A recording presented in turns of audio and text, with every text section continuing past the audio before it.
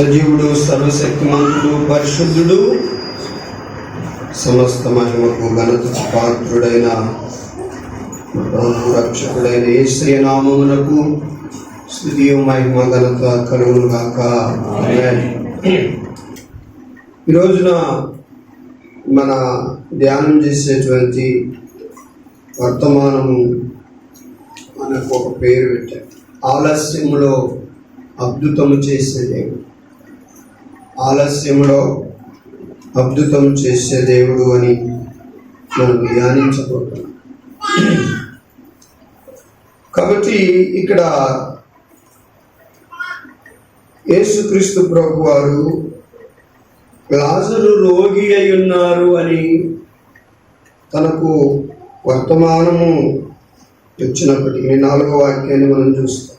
3 నుండి అతని అక్క చెల్లెలు, ప్రభువా ఇదిగో నీవు ప్రేమించువాడు రోగి అయి ఉన్నాడని కాబట్టి ఆయన దగ్గరికి వర్తమానం పంపారు. ప్రభువా నీవు ప్రేమించిన వాడు రోగి అయి ఉన్నాడు. సహజంగా మనం కూడా ఏదైనా ఇంట్లో క్లిష్ట పరిస్థితులుంటే, సమస్యలుంటే మనము దైవజనులకు చెప్తాం, ఏమండి ఈసారి మా ఇంటికి వచ్చి ప్రార్థన చేయాలి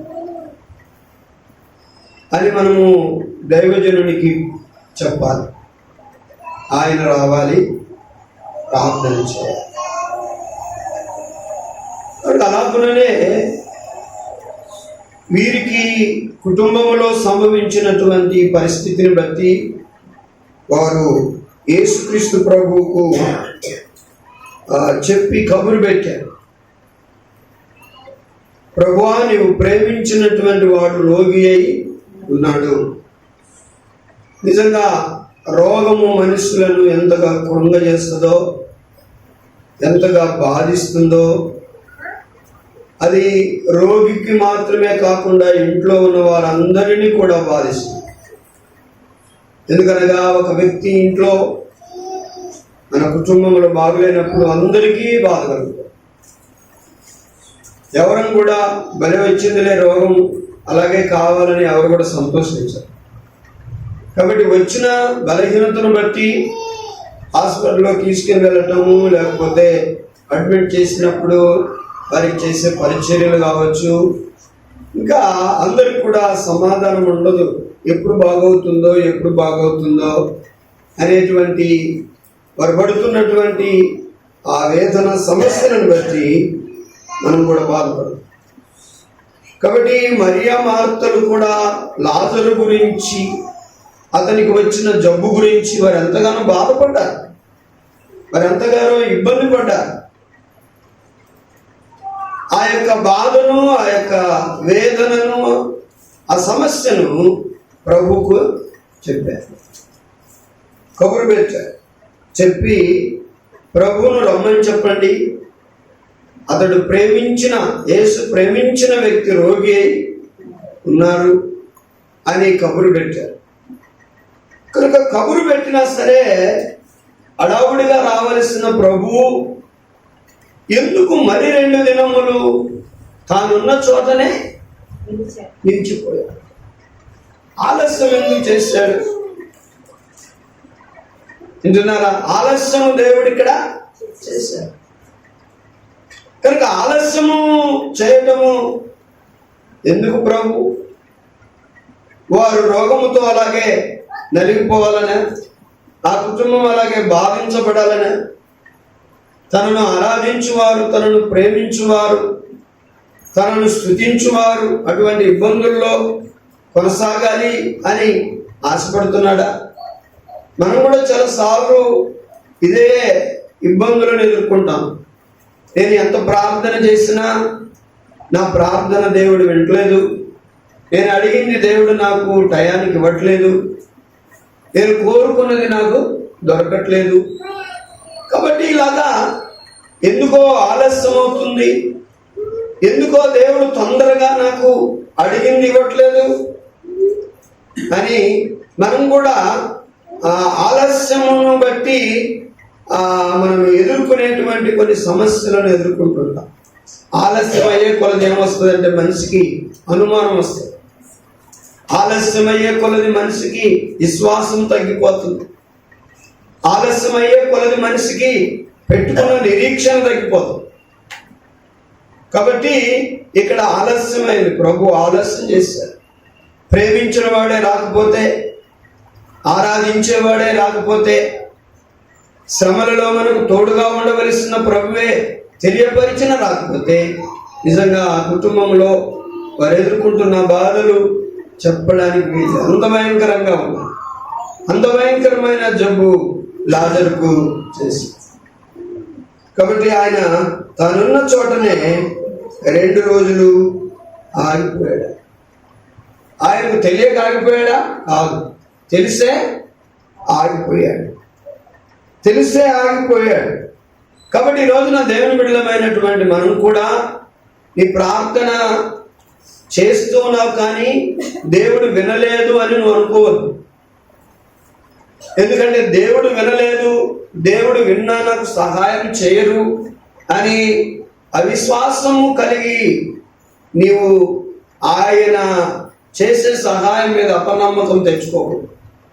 ఎందుకంటే కొన్నిసార్లు మనకు తక్కువ ఏదైతే అడుగుతామో అది దొరకనప్పుడు అపవాదాలకు అవకాశంగా తీసుకొని మనలో అనేక రకాలైన అనుమానాలు పుట్టిస్తారు.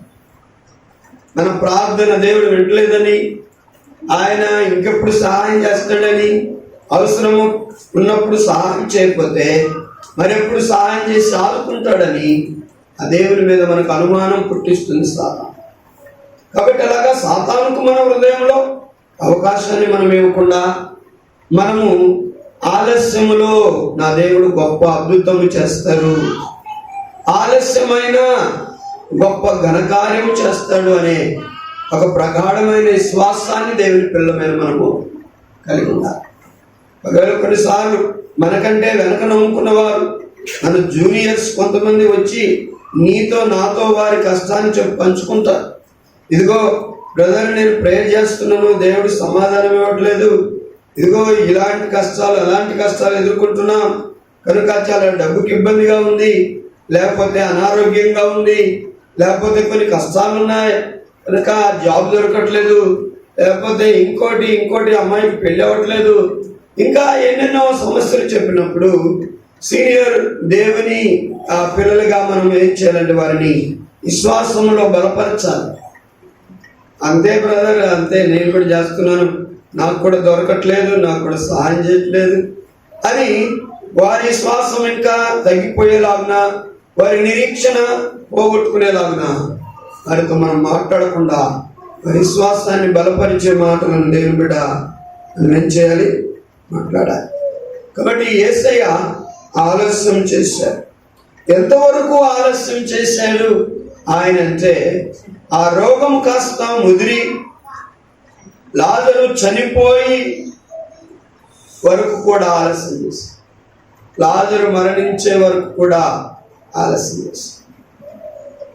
కాబట్టి ఆలస్యం చేసి ప్రభు అతడు చనిపోయిన 4 దినమున వచ్చారు. కాబట్టి మనం 39లో చదువుతాం.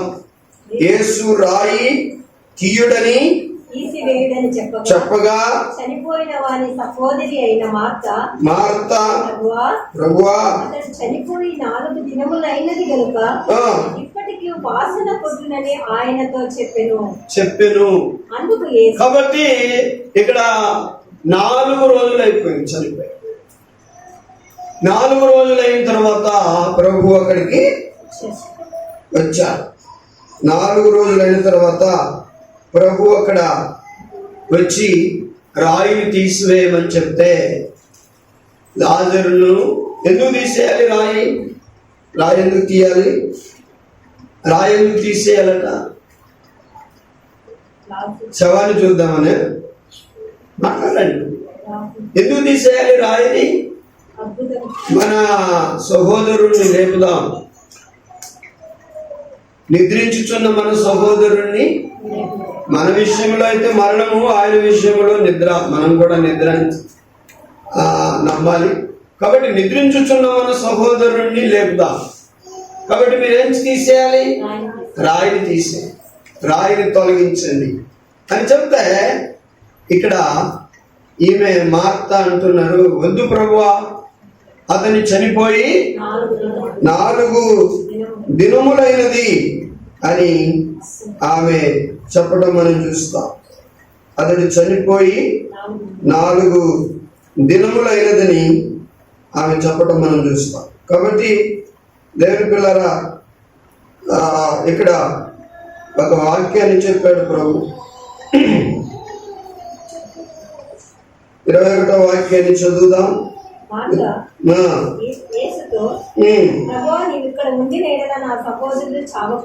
చావకుడును ఇప్పుడైనను నీవు దేవుని ఏమడిగినను దేవుడు నీకు అనుగ్రహించునని ఎరుగుదునెను. యేసు నీ సహోదరుడు మరలా లేచునని ఆమెతో చెప్పగా, మాట ఆయనతో అంత్యదినమున పునరుత్థానమందు లేచునని ఎరుగుదునెను. కాబట్టి అంత్యదినమున పునరుత్థానమందు లేచునని ఎరుగుదును. కనుక ప్రభు ఇప్పుడు రాయి తీయించింది అంత్యదినములో లేపడానికా, లేకపోతే ఇప్పుడే లేపడానికా? ఇప్పుడే లేపడానికి ప్రభు రాయి తీస్తే, వద్దు ప్రభువా, 4 రోజులైంది చనిపోయి, వాసన బట్టి ఉంటాడు. అవును ప్రభువా, అంత్యదినమున నీవు మా అందరి చనిపోయిన వారందరూ లేచినట్లు అతడు కూడా లేస్తాడు అనే మాటలు ప్రభు విన్నారు. కనుక ఆలస్యం ఎందుకు చేశారు అనే దాన్ని కొన్ని నిమిషాలు మనం ధ్యానం చేయాలి. ఆలస్యం వెనుక ప్రభు యొక్క ఉద్దేశము ఏంటి అనేది మనం ధ్యానం చేయాలి. కాబట్టి ఆలస్యము, ఇక్కడ మనం ఈ 2 మాటలను చూసినప్పుడు, మార్త విశ్వాసము కలవారై ఉన్నారా, లేదా దేవుడు చేయబోయే కార్యాన్ని నమ్మక అవిశ్వాసము కలిగి ఉన్నారా అది మనం గమనించాలి. నీ సహోదరుడు లేస్తారు అని ప్రభు అంటే, ఆమె అంటున్నారు అంత్యదినమున వాడు లేస్తాడు ప్రభువా అని. లేపడానికి వెళ్తే రాయి తీయమంటే, వద్దు ప్రభువా, అతడు 4 దినములైంది చనిపోయి దుర్వాసన పడతాడు. కనుక యేసు చేయబోయే పనిలో ఈమె సహకరించి విశ్వసించుచున్నారా, లేకపోతే ఆటంకపరిచి అవిశ్వాసముతో ఉన్నారా అన్నది మనం చూడాలి. ఎలా ఉన్నారు? ఆటంకం చేస్తుంది, నమ్మటం లేదు. మరియా మార్తలు ఇద్దరు ఒక మాట యేసయ్య దగ్గరికి వచ్చి అన్నారు 21లో, ప్రభువా, నీవిక్కడ ఉండిన ఎడల నా సహోదరుడు చావకుండును అని అన్నారు. 32లో కూడా మరి అదే మాట ఉంది కింద, ప్రభువా, నీవిక్కడ ఉండిన ఎడల నా సహోదరుడు చావకుండును. అంటే వారి ఉద్దేశం ఏంటంటే, జ్వరం వచ్చినప్పుడే, కాయలా వచ్చినప్పుడే, రోగి అయినప్పుడే, ఇంకా ప్రాణం పోకముందే మీరు వచ్చి ఉంటే అప్పుడు నా సహోదరుడు చావు. జబ్బు వచ్చినప్పుడు, ప్రాణంగా ఉన్నప్పుడు మీరు వచ్చింటే బాగుండేది. మీరు ప్రార్థన చేసేవారు, నా సహోదరుడు బాగుపడు. దేన్ని నమ్ముతున్నారు అంటే, ప్రాణం ఇంకా ఉండగానే ఏ జబ్బు వచ్చినా మీరు తొందరగా వచ్చింటే మేము కబురు పెట్టినప్పుడు నా సహోదరుడు బాగుపడేవాడు, చావకుండా ఉండేవాడు. మరి ఇప్పుడేమయ్యాడు? చనిపోయాడు. మరి చనిపోయిన వాడు ఎప్పుడు ఎలా బ్రతుకుతాడు అంటున్నా. కనుక చనిపోయిన వాడిని మీరేం చేస్తారు అనే అవిశ్వాసపు మాటలు వారు మాట్లాడుతున్నారు. అవిశ్వాసపు మాటలు. వాడు కాయలా ఉన్నప్పుడు మేము కబురంపేమే అప్పుడు వచ్చింటే బ్రతికించేవారే తప్పక. స్వస్థపరిచేవారే. దాన్ని మేము దృఢంగా నమ్ముతున్నాం. కానీ ఇప్పుడు మీరేమి చేయలేదు. ఎందుకంటే వాడు 4 దినములైంది చనిపోయి. వాడు లేస్తాడు, కానీ అంత్య దినములలో లేస్తాడు అని మార్త చెప్పుచున్న మాటలను వింటే ఆమె మాటల్లో నమ్మలేని విషయాన్ని మనం చూస్తాం. కనుక యేసుక్రీస్తు ప్రభు ఎందుకు ఆలస్యం చేశాడంటే, మొట్టమొదటిగా నంబర్ 1 ఏంటంటే, హద్దులు గల విశ్వాసము నుండి హద్దులు అవధులు లేని విశ్వాసములోనికి వారిని నడిపించడానికే ఆయన ఆలస్యం చేశారు. దేవునికి స్తోత్రం. పరిమితి గల విశ్వాసం, ఇది చేస్తారు ప్రభు, ఇది చెయ్యలేరు, ఇది ఆయనకు సాధ్యము, ఇది ఆయనకు అసాధ్యము అనే ప్రభు విషయంలో వారి విశ్వాసం ఎలా ఉందంటే, హద్దులు ఉన్నాయి, అవధులు ఉన్నాయి, ఇంతకు మించి ఇంకా ఏమీ చేయలేడు ఆయన. అంటే ఆయన బ్రతికి ఉన్నప్పుడే లాజరు జబ్బులో ఉన్నప్పుడు వచ్చింటే ఏదైనా చేసేవాడే, దాన్ని మేము 100% నమ్ముతాం. కానీ చనిపోయిన తర్వాత ఆయన ఏమి చేయలేడు, అది వారి విశ్వాసం.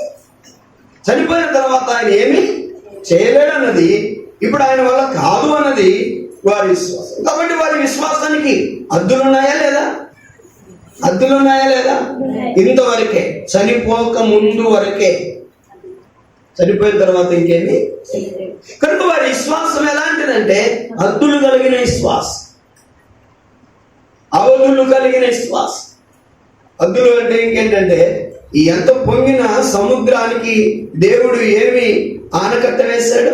ఇసుకను దరిగా పెట్టాడు. ఎన్ని అలలు వచ్చినా ఆ ఇసుక వరకు, దరి వరకు వచ్చి మరలా వెనక్కి వెళ్ళిపోవాలి. అలాగనే ఈరి విశ్వాసం కూడా హద్దులు అవధులు గల విశ్వాసం. ఎందుకు దేవుడు ఇక్కడ ఆలస్యం చేశాడంటే, హద్దులు అవధులు కలిగిన విశ్వాసాన్ని హద్దులు లేని అవధులు లేని విశ్వాసములోనికి వారిని నడిపించడానికే ప్రభు ఆలస్యం చేశాడు. ఎలాగంటే, దేవుడు ఏదైనా చేయగలడు. నా దేవుడు, ఆయనకు అసాధ్యమైనది ఏది కూడా లేదు.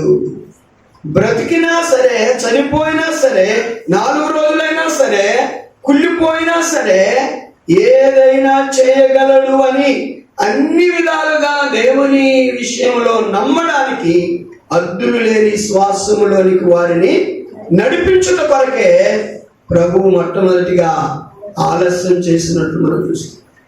అవును దేవుని బిడ్డ, ఈరోజు మనకు కూడా దేవుని యందు విశ్వాసం ఉన్నది. కానీ కొన్నిసార్లు మన విశ్వాసానికి కొన్ని ఆనకట్టలు కట్టుకున్నాం, కొన్ని గోడలు కట్టుకున్నాం. ఇంతవరకే నా విశ్వాసం, ఇంతకు మించి ఆయన ఏమి చేయలేడని మనం నమ్ముతాం. ఇక ఏమి చేయలేడు, నేను ప్రార్థన చేసి చేసి చేసి సాలైపోయింది, ఇక ఆయన చేయడు, ఈ మనిషి మారడు, నా ఇంట్లో మేలు జరగదు, నా బిడ్డలు బాగుపడరు, మా పిల్లలకు వివాహం కాదు, మా బిడ్డలకు ఉద్యోగం రాదు, నా స్థితి ఇంతే, నా బ్రతుకింతే, నా రాత ఇంతే అని నీ విశ్వాసాన్ని కొన్ని హద్దులు వేసుకొని, కొన్ని ఆనకట్టలు గోడలు కట్టుకొని అలాగే నువ్వు నమ్ముతూ ఉంటావు. కానీ నువ్వు నమ్మవలసింది అంతే కదా దేవుని. హల్లెలూయా. ఎలా నమ్మాలి అంటే, హద్దులు లేని అవధులు లేని నీ విశ్వాసానికి హద్దులే ఉండకూడదు. నీ విశ్వాసానికి ఇదిగో ఇది గోడ అని ఎండింగే ఉండకూడదు.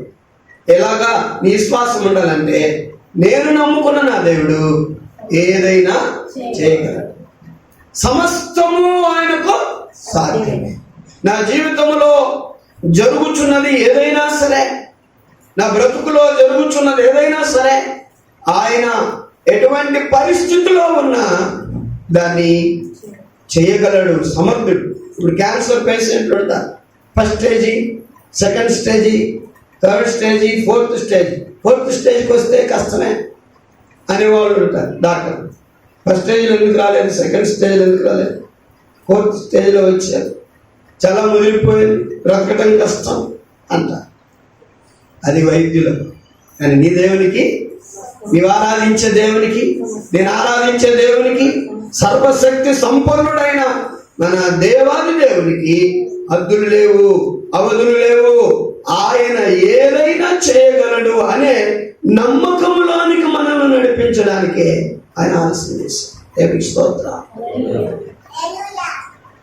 కాబట్టి ఈ రోజున మనం కూడా అలాంటి హద్దులు లేని, అవధులు లేని దేవుడు ఏదైనా చేయగలడు నా జీవితంలో అనేదాన్ని మనము నమ్మగలిగినటువంటి ఆ అనుభవంలోనికి ప్రభు మనల్ని ఇంకా ఎక్కువైన విశ్వాసంలోనికి నడిపించడానికే ఆయన ఏం చేశాడు? ఆలస్యం చేశాడు. కాబట్టి ఆలస్యం వలన వారి విశ్వాసం డెవలప్ అయింది. ఆలస్యం వలన దేవునికి అసాధ్యమైనది ఏది కూడా లేదు అని వారు ఏం చేయాలి? నమ్మించాలి అనేటువంటి విధానంలో ప్రభు అన్నారు. చాలాసార్లు ప్రభు హెచ్చరిస్తున్నాను, నమ్మితే దేవుని మహిమను చూస్తా. నమ్మండి మీరు. ఎంత నమ్మమన్నా అవును ప్రభు అప్పుడు లేస్తాడు, ప్రభు ఇప్పుడు తీయద్దు, గుడిపోయి ఉంటాడు నమ్ముతారు. కానీ ఆ నమ్మకం అంతే, హద్దులు అంతే. కానీ ప్రభు ఏంటంటే ఈరోజు మనతో మాట్లాడేది, నా ప్రియబిడ్డ, ప్రాణం ఉండగానే రోగాన్ని స్వస్థపరిచేది ఎవరైనా మరుస్తారు. డాక్టర్ కూడా ఒక వ్యాధి కలిగిన వాడిని బాగు చేస్తాడు, తన మెడిసిన్తో బాగు చేస్తాడు. నేను బాగు చేస్తాను. కొన్నిసార్లు నేను ఆ రోజే వచ్చింటే అదే ముందులేంటి పెద్ద గొప్ప, ఎవరైనా బాగు చేస్తారు. ఆర్ఎంపీ డాక్టర్ దగ్గరికి వెళ్ళినా బాగు చేస్తారు. ఏదో మనకు వచ్చినటువంటి జబ్బుకు కొద్దిగా సీనియర్ వాళ్ళని అడిగి దానికి తగిన మందులు వేసుకుంటాం, బాగు అదేంటి అని అనుకుంటాం మనం, సింపుల్గా అదే చేస్తాం. కానీ మరణించిన వాడిని ఎవరు బ్రతికిస్తాడు? ఇంపాసిబుల్. ఈ లోకములో మనుషుడైన వానికి ఈ మరణము నుండి బ్రతికించడం ఇంపాసిబుల్. ఇది అవదు ఎవనికి, ప్రపంచములో మనుషుడైన వానికి ఎవరికి సాధ్యము కాదు అన్నది చేయాలన్నదే దేవుని ఉద్దేశం. దేవుని స్తోత్రం. అందరు చేసేది నేను చేస్తే ఏం గొప్ప. అందుకనే అలాంటి కార్యములను నేను చేయగలనని వీరి నమ్మకము. అద్దులు వేసుకున్న వీరి విశ్వాసం, అవధులు కలిగిన వీరి విశ్వాసం, ఇదిగో పరిమితి అయిన వీరి విశ్వాసాన్ని అపరిమితమైన విశ్వాసంగా మార్చాలి. అవధులు లేని విశ్వాసంగా మార్చాలి. ఏదైనా నేను చేయగలను అని నమ్మే విశ్వాసంగా నేను మార్చాలి అన్నదే దేవుడు చేసి, అందుకే ఆయన లేట్ చేసి. ఈరోజు నీ జీవితంలో ఏదైనా లేట్ అవుతుందా? నీ బ్రతుకులో ఏదైనా లేట్ అవుతుందా? సంతానం లేట, ఉద్యోగం లేట, అనారోగ్యం నుండి విడుదల కావట్లేదా, అనుకున్నది జరగట్లేదా, ఇంకేంటి ఏదైనా నీ జీవితంలో దేవుణ్ణి అడిగి అది లేట్ అవుతుందనటము నువ్వు చూసి నీ విశ్వాసాన్ని పోగొట్టుకుంటున్నావా? ఈరోజు దేవుడు అంటాడు, అమ్మా అలాంటి హద్దులు కలిగిన విశ్వాసములో, అవధులు కలిగిన విశ్వాసములో మిమ్మల్ని నేను హద్దులు లేని, అవధులు లేని అచంచలమైన విశ్వాసములకి నడిపించాలన్నదే నా ఉద్దేశం అని దేవుడు అంటాడు. సింపుల్ థింగ్స్ నువ్వు వాటి మీద నమ్మకం పెట్టుకోవడం కాదు, అసాధ్యమైన వాటి మీద నువ్వేం చేయాలి? నమ్మకం పెట్టాలి. అసాధ్యమైన వాటిని సాధ్యము చేయగలను అని నా మీద నువ్వు నమ్మకం పెట్టాలి. సింపుల్గా డబ్బులు సహాయం ఎవరేం చేస్తారు? కానీ అలాంటివి కాదు, అసాధ్యమైన కార్యాలు చేయాలి. అసాధ్యమైన కార్యాలు చేయాలి. అది ఎవరు చేయగలరు? నీ దేవుడు చేయగలరు. నువ్వు ఆరాధించుచున్న యేసయ్య చేయ. ఆ విశ్వాసంలోనికి నిన్ను నడిపించాలన్నది ఆయన ఆలస్యంలో ఉన్న అర్థం. ఆయన ఆలస్యంలో ఉన్న అర్థం. కాబట్టి ఈ మాటను పట్టుకొని నువ్వు ప్రార్థించి, అయ్యా నేను ఆలస్యం అవుతా ఉంటే నన్ను మర్చిపోయావు అనుకున్నాను, నన్ను విడిచిపెట్టావు అనుకున్నాను, నాకు ఉద్యోగం రాదనుకున్నాను, నాకు వివాహం కాదనుకున్నాను, నాకు ఇల్లే ఉండదు అనుకున్నాను, కనుక ఏమేమో అనుకున్నాం ప్రభువా, కానీ నా పట్ల నీకు ఇంత గొప్ప ఆలోచనలు, ఉద్దేశాలు ఉన్నాయా? నువ్వు ఎంత గొప్ప దేవుడవు నాయన అని మన దేవునికి మనము గొప్ప విశ్వాసంతో హద్దులు లేని అవధులు లేని విశ్వాసాన్ని దేవుని పిల్లరా మనము కలిగి ఉండాలన్నదే యేసయ్య యొక్క ఉద్దేశం. అందుకనే ఆయన ఆలస్యం చేశారు. వారి మాటలు కూడా అలాగే ఉన్నాయి. అందుకోసము హద్దులు లేని అవధులు లేని విశ్వాసములోనికి వారిని నడిపించాలి. తర్వాత ప్రభు 23వ వాక్యం చదువుదాం. ఆయన అలాగు చెప్పి లాజరు బయటికి రమ్మని బిగ్గరగా చెప్పగా చనిపోయిన వాడు కాళ్ళు చేతులు ప్రేత వస్త్రములతో కట్టబడిన వాడై వెలుపలికి వచ్చెను. దేవునికి స్తోత్ర. హల్లెలూయా. వెలుపల సచ్చిన వ్యక్తి, 4 రోజుల క్రితము కుళ్ళిపోయిన వ్యక్తి ఇప్పుడు సజీవుడుగా బయటకు వచ్చాడు. ఒక రోజున ఒక సర్కస్ చేసేటువంటి వ్యక్తి ఒక నదికి ఇటువైపు అటువైపు 2 కర్రలను బాతాడు. 2 కర్రలను బాతి దానికి ఒక తాడు కట్టాడు. ఈ చివరి నుండి ఆ చివరి వరకు తాడు కట్టాడు. తాడు కట్టి ఆ వ్యక్తి ఏం చేశాడంటే ఆ తాడు మీద ఇటువైపు నుండి అటువైపుకు, అటువైపు నుండి ఇటువైపుకు నడిచి వచ్చాడు. అందరికి ఆశ్చర్యం వేసింది, చప్పట్లు పెట్టారు. ఆ వ్యక్తి అడిగాడు, నేను త్రాడు మీద నడవగలనా? మనం ఏమని చెప్తాం? మనం అంటే అక్కడ నడుస్తారు మీరు, ఇప్పుడే కదా మీరు అటువైపు వెళ్ళి ఇటువైపు నడిచించారు, మేము చూసాం, మీరు నడవగలరు అని అన్నాడు. నేను నడవగలను అంటే మీలో ఎవరన్నా రండి నేను ఎత్తుకొని నడుస్తానంటే ఎవరు పోవట్లేదు. ఎందుకంటే నన్ను ఎక్కడన్నా పడేస్తాను, నేను ఎక్కడన్నా పడిపోతానేమో. మీరు ఎవరు పడిపోరు. నన్ను ఇప్పుడు చూశారు కదా, నేను ఇటువైపు నుండి అటువైపు, అటువైపు నుండి ఇటువైపుకు నడిచి వెళ్ళాను కాబట్టి నేను పడకుండా మిమ్మల్ని తీసుకుని వెళ్తాను, రండి అంటే ఎవరు రావట్లేదు. నేను నడుస్తాను, మరి నడుస్తాను, మీరు రండి మరి అంటే మేము. ఇది ఇలా ఉంటుంది కొంతమంది విశ్వాసం. నేను నడుస్తాను, మీరు అంటారు మేము నమ్ముతున్నామండి, మీరు గ్యారెంటీ నడు, పడితే మీరు పోండి, పోతే మీరు పోండి, మీరు నడుస్తారు.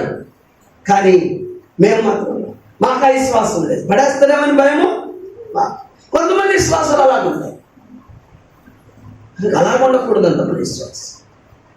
నా దేవుడు సమర్థుడు, నా దేవుడు సమస్తమును. అవిశ్వాసం ఒకప్పుడు మనకు లేదు. దేవుడు ఏం చేస్తాడు?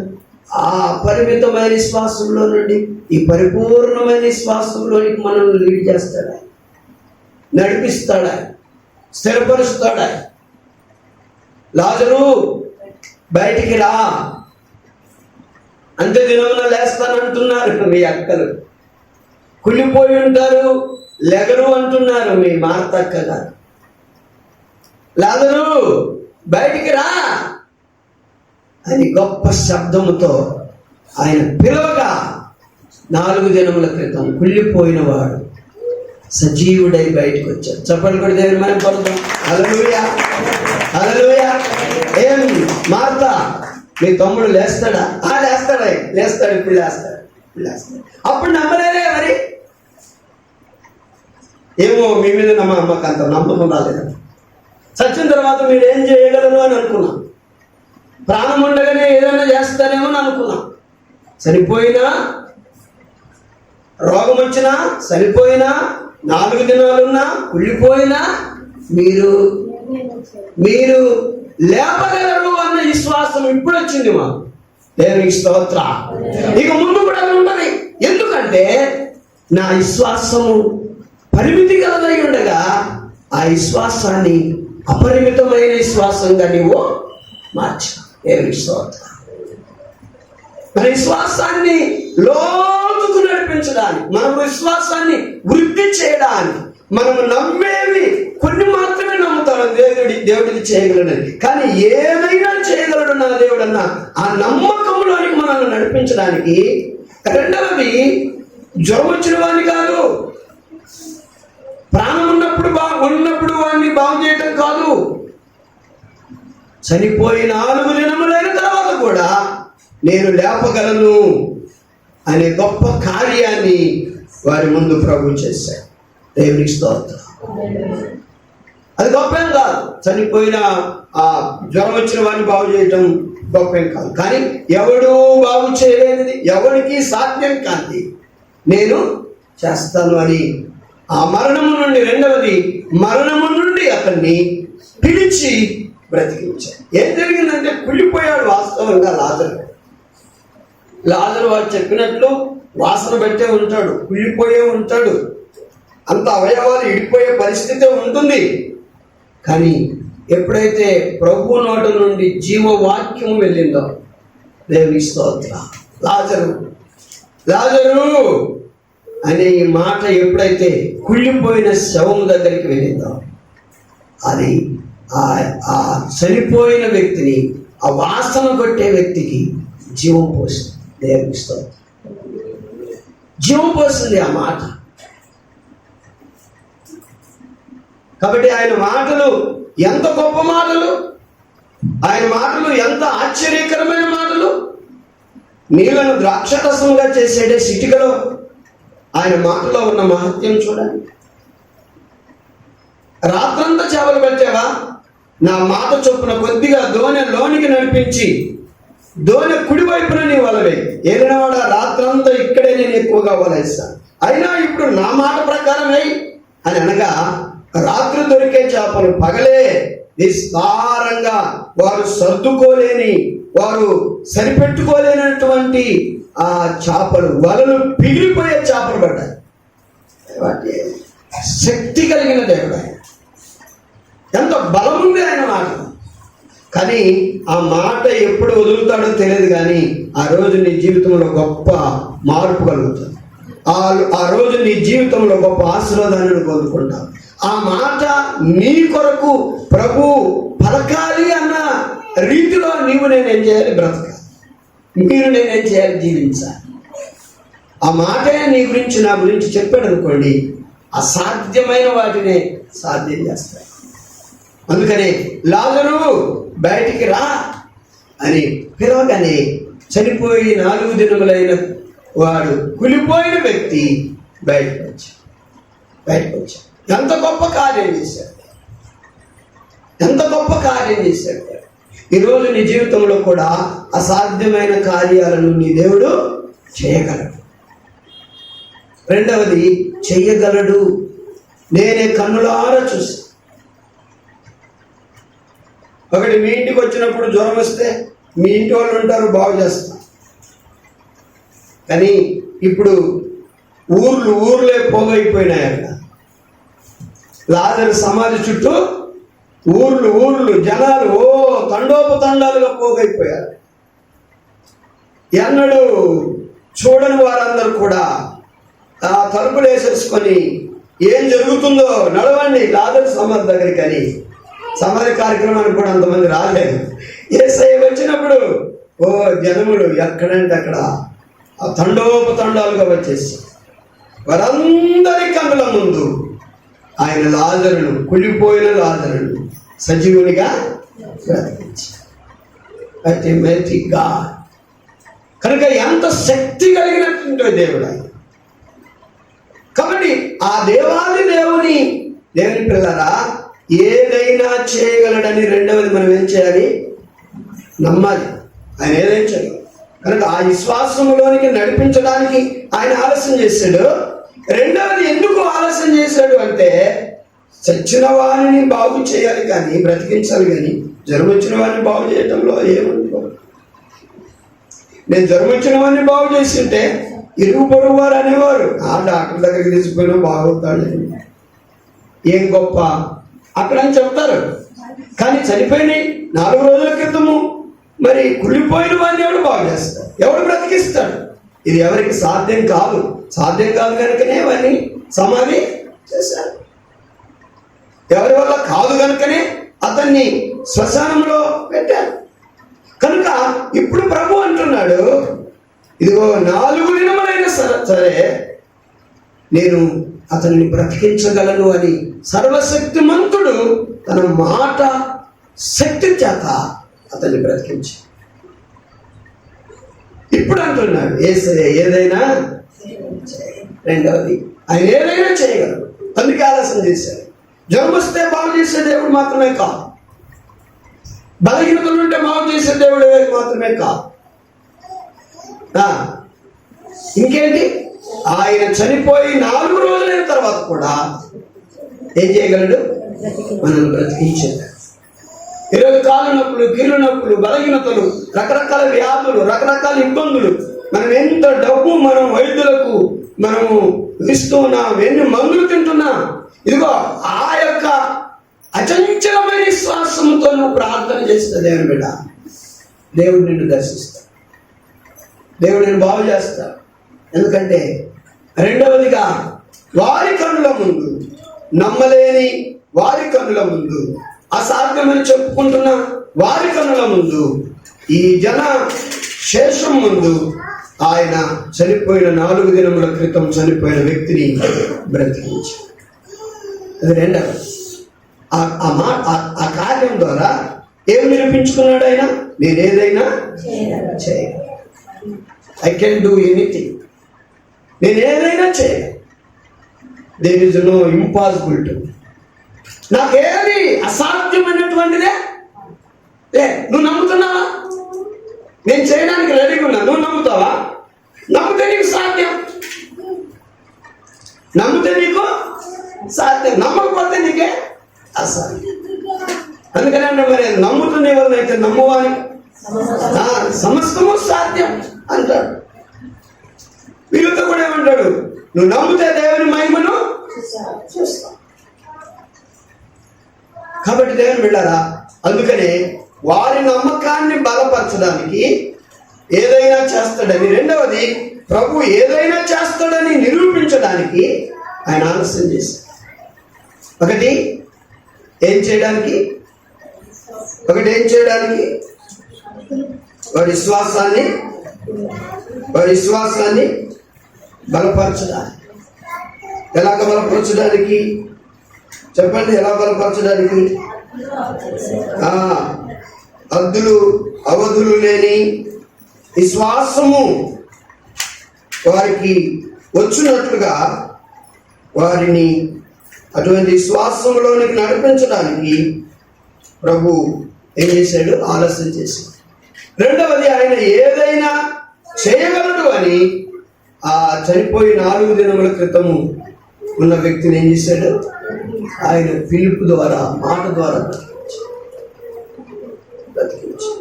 అందుకనే మార్కు 9:23 మనం చదువుతాం.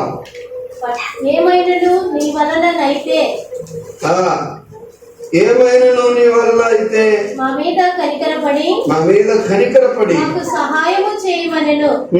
అందుకు యేసు, నమ్ముట నీ వలనైతే నమ్మువారికి సమస్తము సాధ్యమే, నమ్మేవారికి సమస్తము సాధ్యమే అని ఆయన అతనితో చెప్పెను.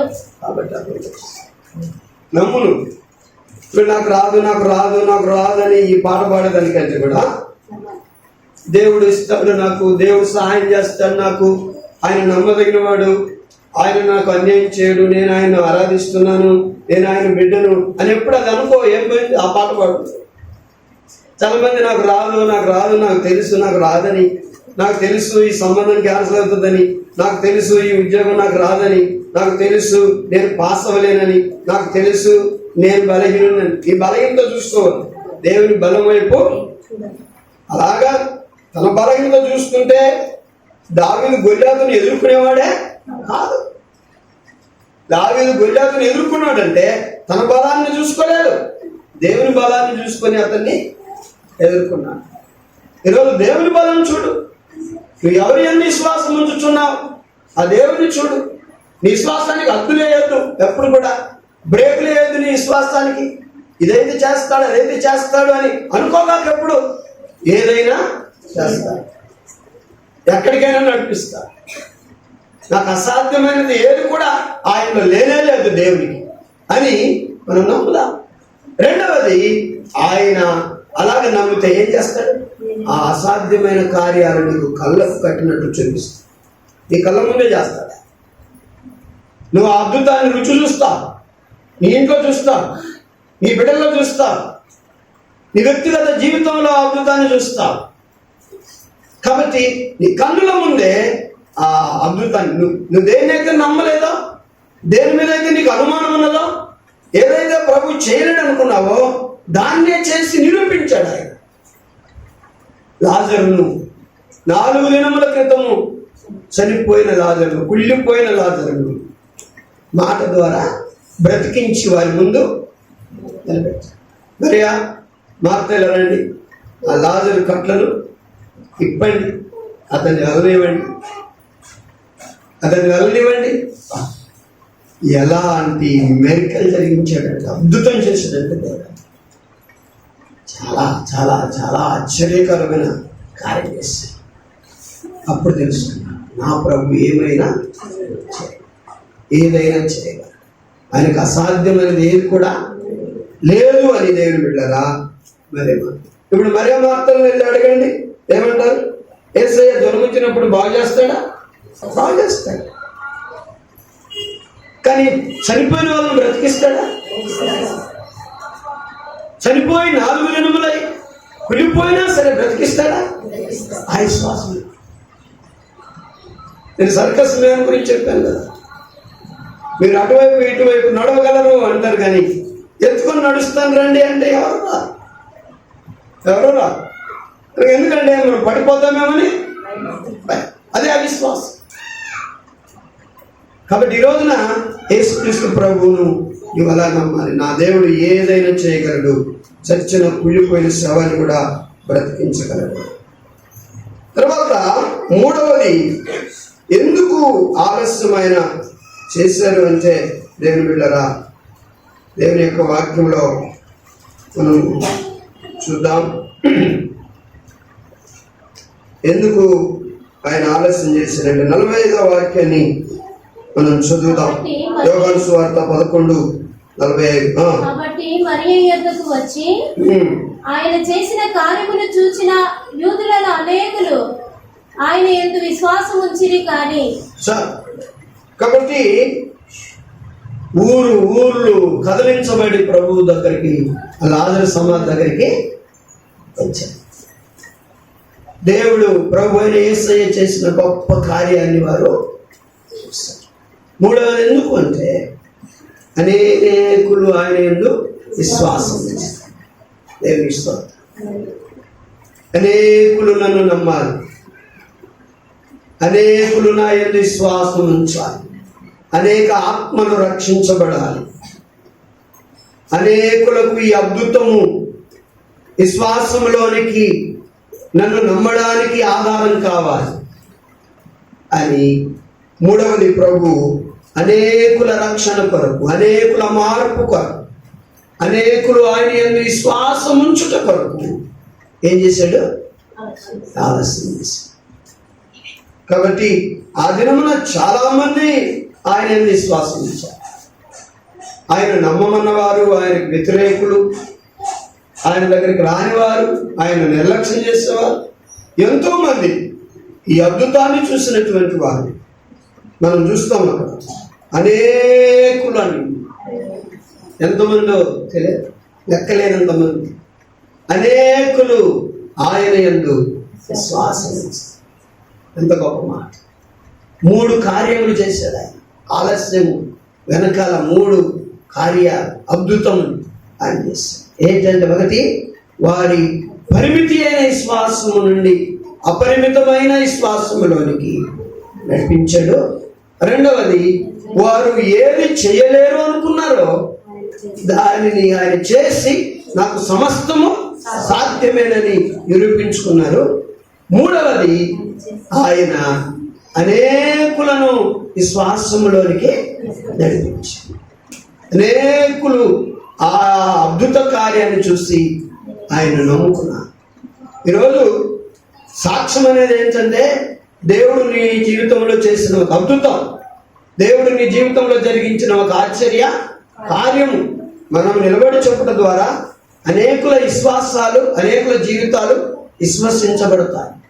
అనేకులు నమ్ముకోగలరు. అవును, అంత గొప్ప దేవుడు వారి జీవితంలో ఈ లోటు ఇస్తే ఆయన బాగు చేసేటట, ఇది వారికి సహాయం చేశాడట అని ఈ రోజున మనమిచ్చే సాక్ష్యము అనేక హృదయాలను కదలిస్తుంది, అనేక హృదయాలను మారుస్తుంది, అనేక హృదయాలను మరి దేవుని వైపు నడిపిస్తుంది. దేవుని నమ్ముకున్న నీ వలన దేవునికి ఏం ఉపయోగం? నేను కూడా ప్రభుని నమ్ముకున్నానని అంటున్నాను కనుక ఏం ఉపయోగం నీ వలన? నీ విశ్వాసము అపరిమితమైందా? నువ్వు దేవుణ్ణి అన్ని విషయాల్లో నమ్ముతావా? లేకపోతే దేవుడు నీ జీవితంలో చేసిన ఆశ్చర్య కార్యాలను బట్టి నీవిచ్చే సాక్ష్యం ద్వారా ఎవరినైనా బలపరుస్తున్నావా? కాబట్టి ఇలాగ మనం చేయనప్పుడు మన వల్ల ఏం ప్రయోజనం? ప్రభువా, ఒక 1000 రూపాయలు ఉంటే 1,00,000 కావాలి, 1,00,000 ఉంటే 10 లక్షలు కావాలి, నా జీతం పెరగాలి, నాకు ప్రమోషన్ రావాలి, నేను ఇంకా ఎక్కువ చదవాలి, నాకు ఇంకా మంచి ఇల్లు కావాలి, నాకు ఇంకా మంచి కారు కావాలి, అన్నిటిలో ఎదుగుదల మనం కోరుకుంటాం. ఇంకా ఇంకా ఇక చాలు అన్నది లేనే లేదు, ఇంకా ఇంకా అని మన దేవుల్లో ఎందుకు అలాగా నువ్వు అభివృద్ధి కావు? విశ్వాసంలో ఇంకా పెరుగుతున్నావా? ప్రభువు చేసిన ఆశ్చర్య క్రియలను నువ్వు చూసి ఆయన ఏదైనా చేయగలడని ఇంకా నువ్వు ఆయన యందు నమ్మకం పెంచుకుంటున్నావా? కనుక ప్రభు చేసిన ఆ కార్యాన్ని 10 మందికి చాటి సాక్షివై ఎవరినన్నా కొందరినన్నా ప్రభు వైపుకు నువ్వు మళ్ళించావా? ఇప్పుడు అలాగలేనప్పుడు మనము ప్రభువుకు ఎందుకు, నేనెందుకు? కాబట్టి అందుకనే ఈ యొక్క సాక్ష్యం ఎన్న ప్రతిభ ఇంకా ఎవరెవరైతే ఆ సమాధి దగ్గరికి వచ్చి ఈ అద్భుతాన్ని చూడలేకపోయారో తర్వాత బేతనీయలో మరియ మార్త లాజరు ఇంటికి వెళ్ళిపోయారు. ఏం జరిగింది అసలు? లాజరు, మీరు ఒక మాట చెప్పండి. లాజరు బ్రతుకున్నప్పుడు జనం ఎక్కువగా వచ్చి ఉంటారా? లాజరు చనిపోయి 4 దినముల క్రితం తిరిగి లేచిన తర్వాత వచ్చే జనం ఎక్కువ ఉంటారు. ఇప్పుడే జనం ఎక్కువ ఉంటారు. లాజరును చూద్దామనండి. చనిపోయిన మాకందరూ తెలుసు కదా, లాజరు చనిపోయింది, 4 దినములు అయిపోయి కుళ్ళిపోయిన వ్యక్తి లేచాడంట. ఎలా ఉన్నాడో చూద్దాం రండి, అసలు ఆ అద్భుతం ఏంటో తెలుసుకుందాం రండి అని కోకొల్లలుగా జనం వచ్చింది. మరి ఈ యొక్క గొప్ప కార్యమును దేవుడు వారి జీవితంలో చేస్తాడు. అందుకని ఆయన ఆలస్యం వలన నీవు అవిశ్వాసంలోనికి దిగజారిపోవద్దు. ఆలస్యం వలన నీ నిరీక్షణను పోగొట్టుకోవద్దు. ఆలస్యం వలన నీకు అనుమానం రానివ్వకూడదు. ఆలస్యం వలన నీవు ఇంకా నీ విశ్వాసాన్ని దృఢపరుచుకో, బలపరుచుకో. ఇంకా నమ్ము, నా దేవుడికి ఏదో ప్లాన్ ఉంది, ఏదో ఉద్దేశం ఉంది, ఏదో ప్రణాళిక ఉంది నా పట్ల. ఆయన గొప్ప కార్యం చేస్తాడు. నా తల్లి చేయలేకపోవచ్చు, నా తండ్రి చేయలేకపోవచ్చు, నేను ఎవరి మీద ఆధారపడుతున్నాను వారు చేయలేకపోవచ్చు, కానీ నా దేవుడు చేయగలడు. నేను ఆరాధించుచున్న దేవుడు సర్వశక్తిమంతుడు, ఆయన ఏదైనా చేయగలడు అనే ఆ దృఢమైన విశ్వాసము నన్ను కలిగి ఉండాలి. అప్పుడే నీ విశ్వాసము అవధులు లేదవుతుంది. అప్పుడే నువ్వు దేవుని కార్యాలు చూస్తావు. అప్పుడే అనేకులు ప్రభువునందు విశ్వాసము ఉంచుతారు. అనేకులు మరియ మార్తలు ఫస్ట్ అనుకున్నారు, అసలు ఈయన్ని వదిలేసేయాలనుకున్నారు. ఎందుకంటే ఈ చావు కార్పడు ఎవరు? యేసయ్య. ఆయన వచ్చింటే ఇలాగ నా తమ్ముడు చనిపోయేవాడే కాదు. వారి జీవితంలో గొప్ప కార్యం, ఎప్పుడు మరవని కార్యమును దేవుడు చేస్తాడు. నీ జీవితంలో ఈ లోకంలో అందరూ చేసే కార్యాలు ఆయన చేయడు. దేవుని బిడ్డ, ఎవరు చేయలేని కార్యాలు చేస్తాడు. ద్రాక్షారసం అయిపోయింది, పెళ్లిలో ఏం చేయాలి మరి?